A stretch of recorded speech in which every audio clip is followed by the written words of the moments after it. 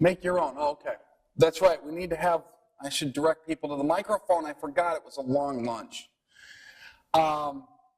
Someone said, whatever the comment was, it was something like make your own contract or have your attorney put that together.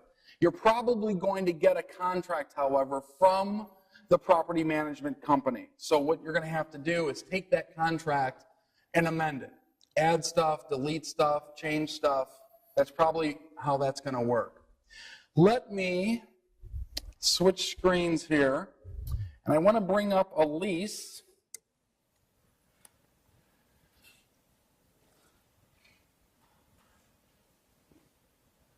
So you can go through that blank lease. Here it is. All right. Okay. This is just an example. Again, I would recommend you putting together or amending your property management lease. Okay. It's going to be specific to the state that you're doing business in. You're going to have the date, lease term. Make sure you have a beginning date and an ending date for your lease. Very important.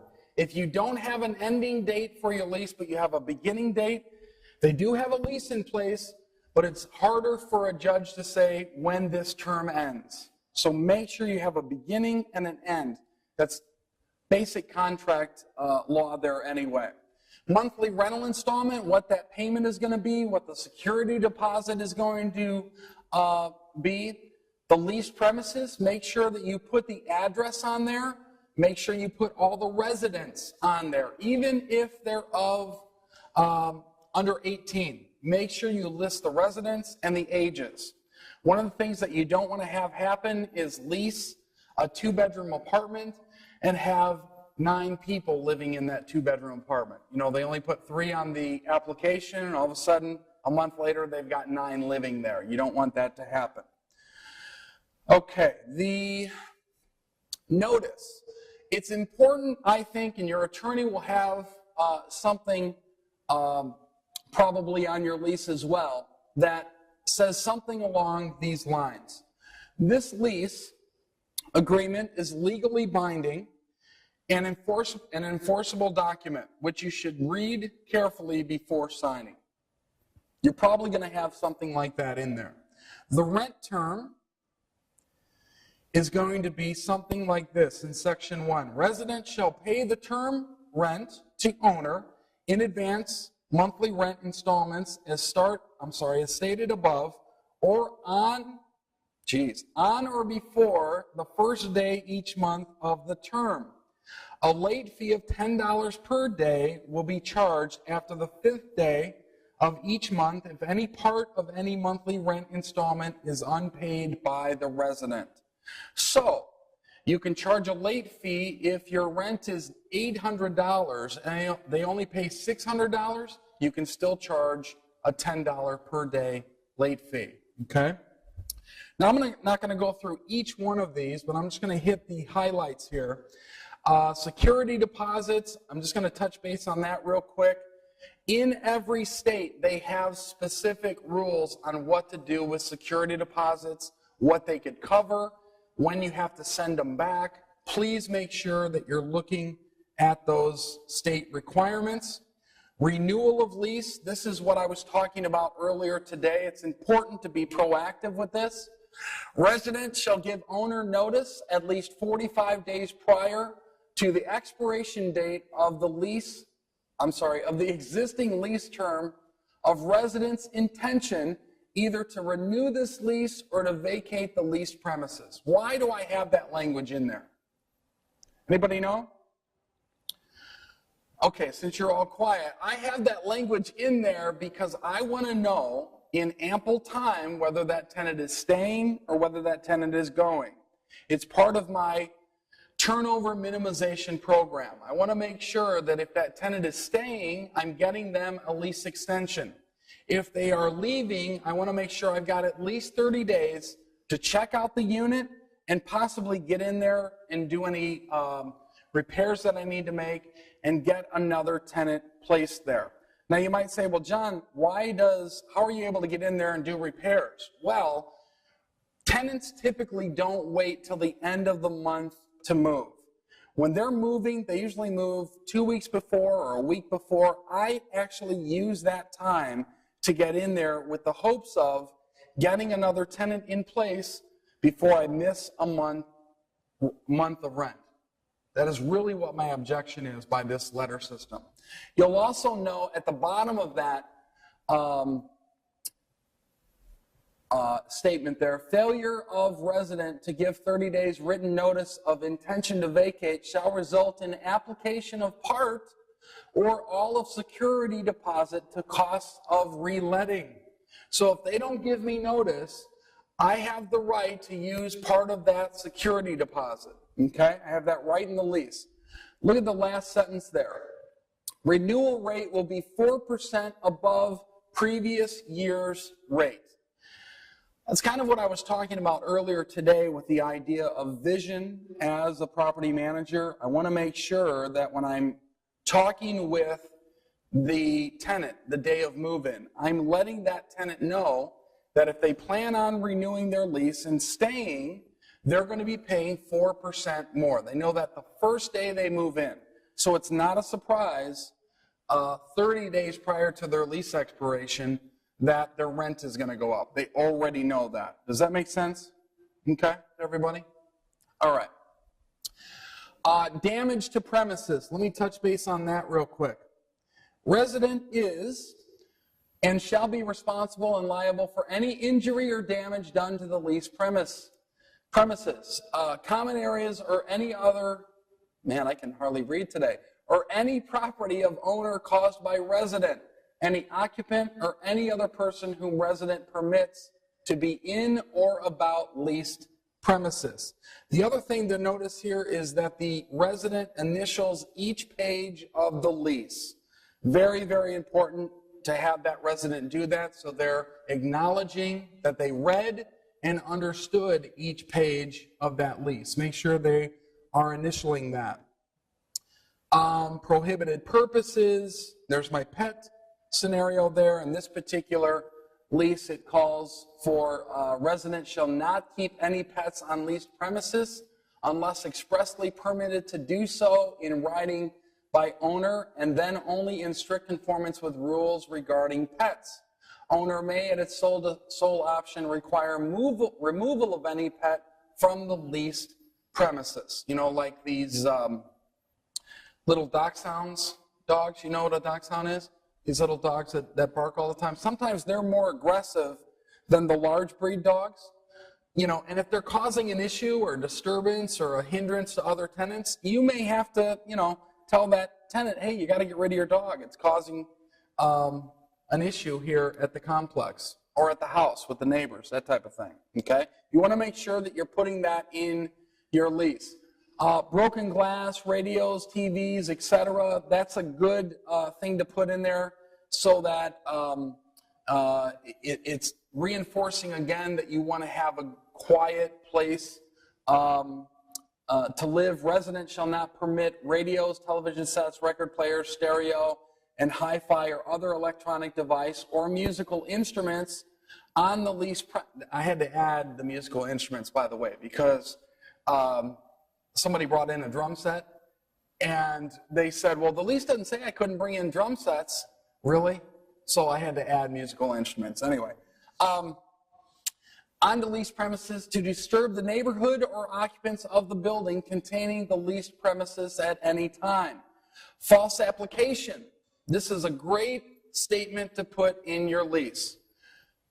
Resident warrants that the information given owner in the application for this lease is true, and in the event that such information is false, owner may, at owner's sole option, terminate this lease.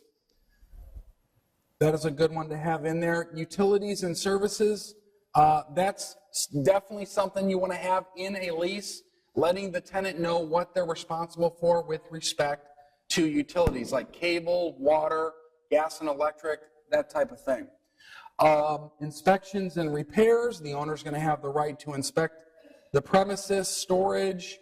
I'm just looking at some of the other things that are Oh, here's that language about covering legal costs. In the event of the employment of an attorney by owner/property manager, because of violation resident of any term or condition of this lease, resident shall pay the fee of owner's property manager's attorney in the amount no less than $350, and all court costs owner may incur. The decision to employ an attorney will be solely in discretion of owner and property manager. Whether or not an attorney is employed in the event owner initiates eviction or ejection proceedings against resident, resident shall pay owner an administration fee of $350 in addition to any attorney fees and court costs.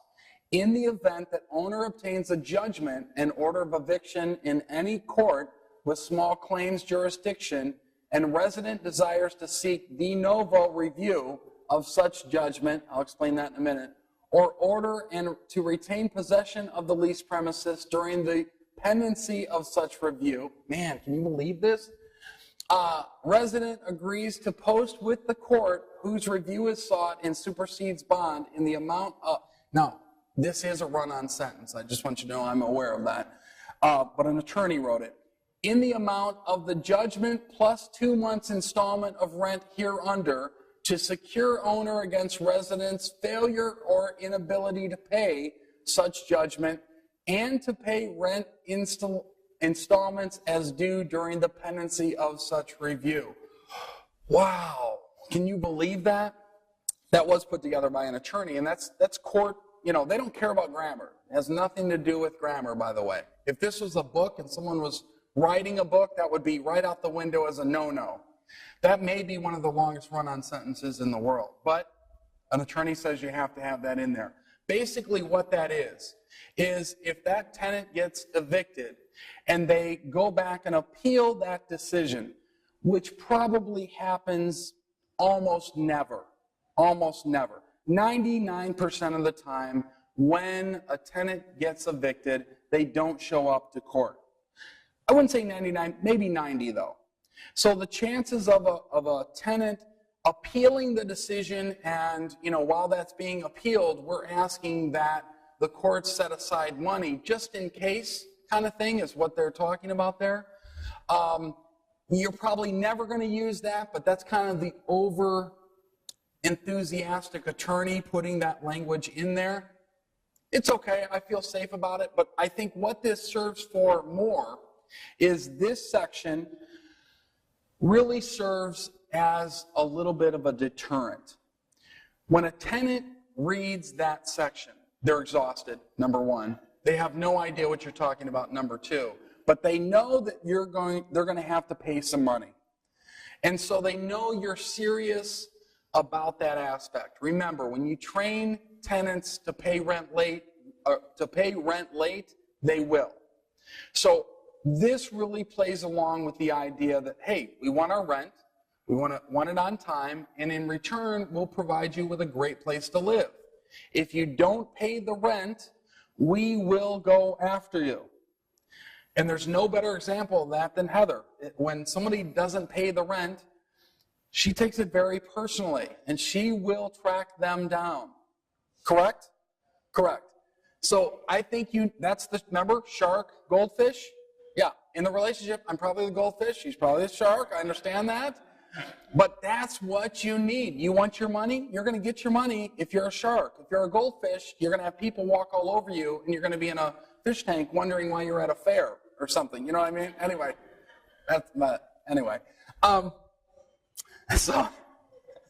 So let me talk about occupancy limitation. That's always important, especially during these times. Because the economy's bad, a lot of times you'll have families doubling up. Remember I talked about the 2-bedroom with 8 people, 9 people in it? You want to make sure you have this in here.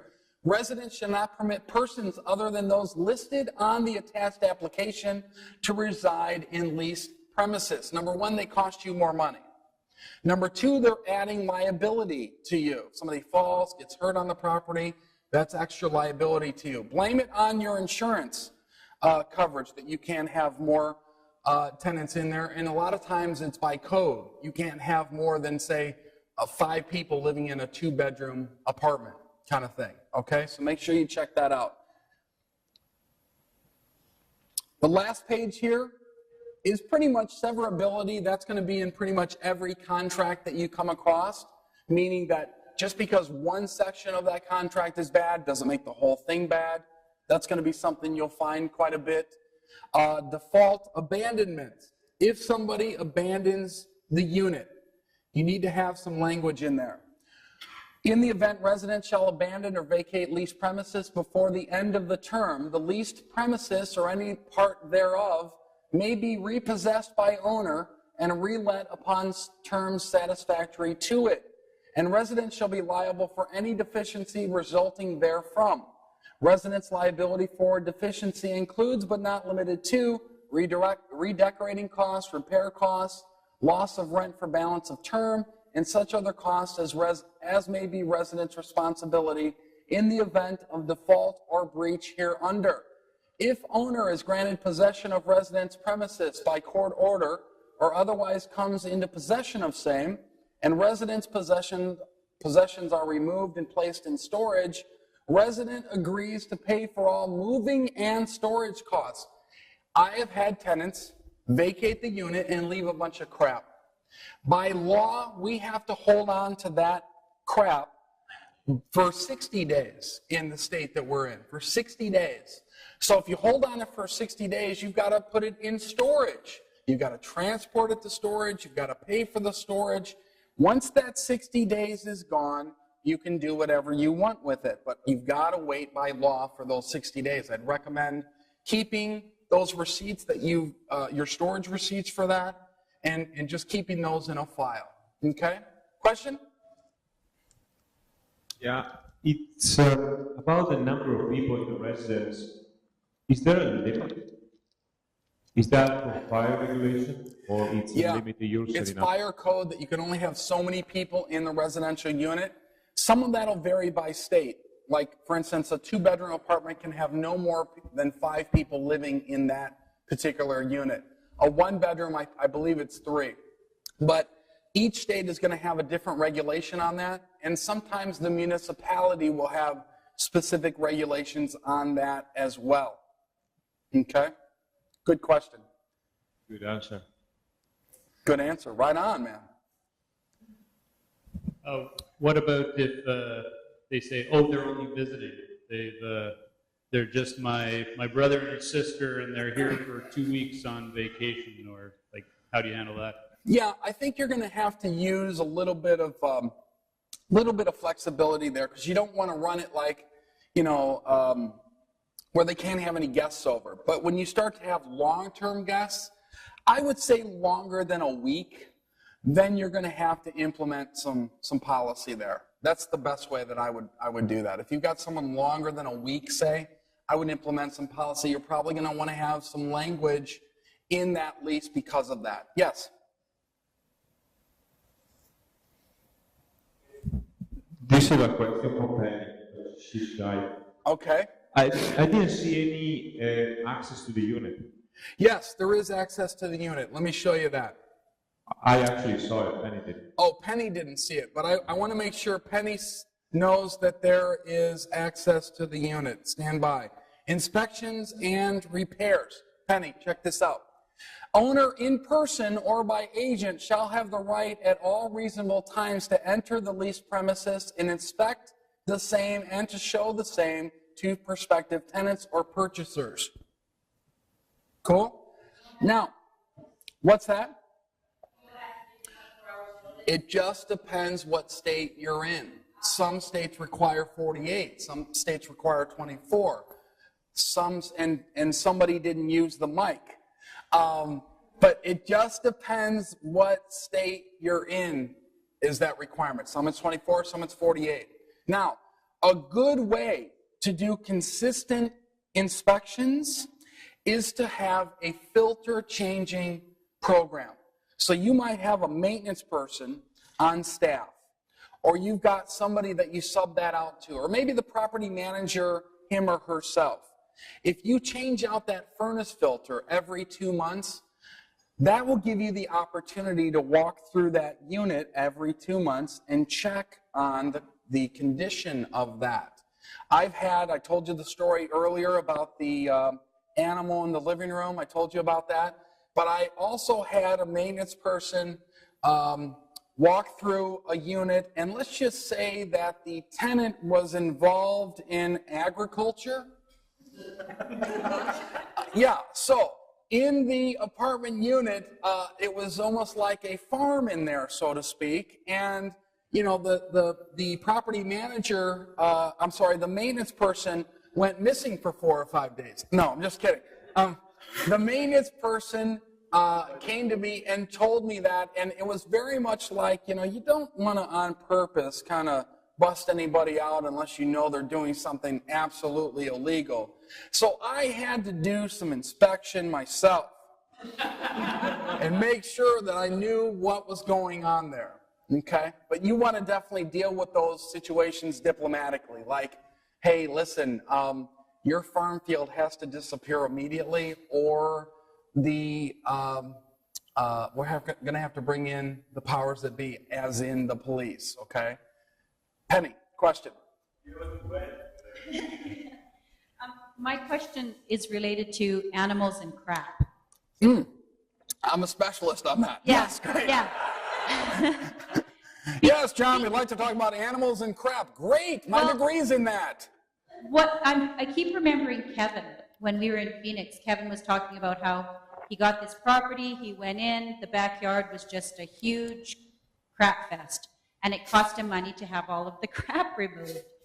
Now, I know you don't have to keep that crap for 60 days, but is there is there anything you can write into the lease that says no crapping in the backyard? Well, no, like if they have animals, is there any way you can write in the lease that they have to also clean up the premises? Absolutely. These leases are a working document. You can really put anything, obviously within reason, in that lease that's going to protect your investment, or that is going to improve your financial condition, or protect your financial condition is probably a better word. Now I'm starting to sound like an attorney. But yes, you can put those items in there. Absolutely. Okay. Absolutely. That would go under the pet policy as well. Matter of fact, I don't have it on here, but yeah, you want to add that all pets, if they're allowed, will be walked, kept on leashes, cleaned up afterwards, that type of thing.